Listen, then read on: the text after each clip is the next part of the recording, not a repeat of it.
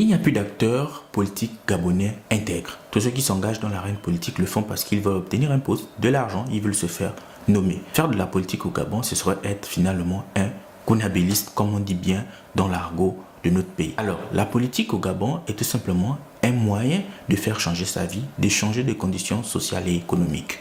Bonjour à tous, bienvenue sur cette chaîne. Comme d'habitude, pensez à vous abonner, commenter, liker, partager et surtout n'oubliez pas d'activer la cloche de notification. Alors aujourd'hui, on va parler d'un sujet assez simple, l'intégrité. Est-ce que dans la société gabonaise actuelle, vis-à-vis des politiciens, parce que je m'adresse ici aux politiciens, on peut identifier encore des acteurs politiques intègres, des acteurs politiques qui suivent des valeurs, des principes, des acteurs politiques qui s'engagent, qui défendent des causes réelles. Donc voici la question qui va guider notre vidéo aujourd'hui.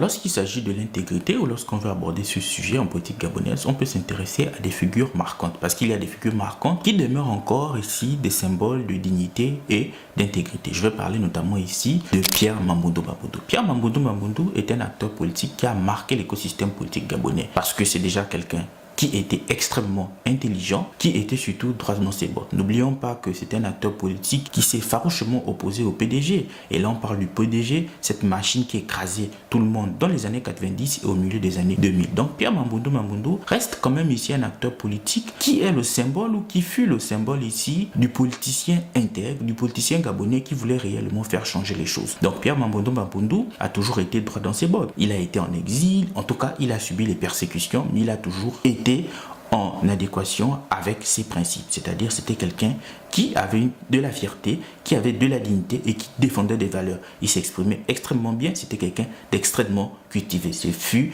l'un des acteurs politiques gabonais les plus intelligents. Donc Pierre Mamboundou Mamboundou ici était la figure qui nous a fait dire que l'intégrité restait encore quelque chose d'important dans l'arène politique. Après avoir parlé de Pierre Mamboundou Mamboundou, on peut citer un autre acteur politique et je vais parler ici de Moine Bading. Moine Bading ici, c'est l'acteur politique qui aujourd'hui incarne encore l'intégrité, la dignité, le respect et l'admiration, parce que c'est quelqu'un qui, en dépit des changements des régimes, d'ailleurs lui-même le disait, il milite depuis 1960 lorsqu'il était en classe de CP1. Donc, Moine Bading reste un acteur politique qui est ici très intéressant à écouter, pertinent et intègre. Il a des valeurs, des principes, il est droit dans ses bottes, il dit ce qu'il pense. Après avoir parlé de ces deux acteurs politiques qui pour moi intègrent encore ou intégrent encore ici l'intégrité de l'arène politique, qu'est-ce qui peut expliquer que les acteurs politiques ici, gabonais dans leur majorité, ne sont pas intègres?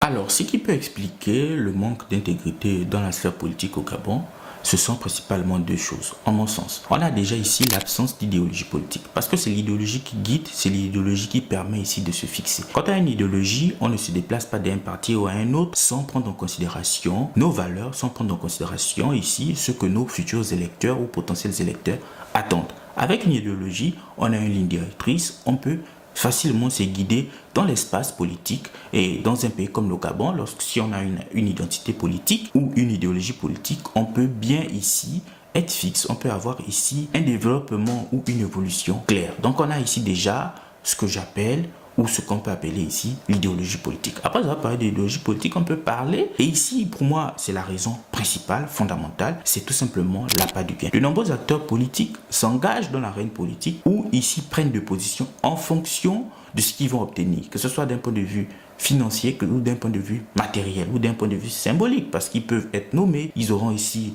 une place particulière dans la société gabonaise. Donc pour moi l'appât du gain ou tout simplement ici le désir de faire changer soi-même sa condition est la raison fondamentale qui fait en sorte que l'intégrité demeure ici une espèce rare dans la société gabonaise. De nombreux acteurs politiques s'engagent parce qu'ils veulent faire changer leurs conditions sociales et économiques. Donc cela passe notamment ici par l'obtention des biens matériels, l'obtention des sommes d'argent, et on parle souvent ici des millions de francs CFA.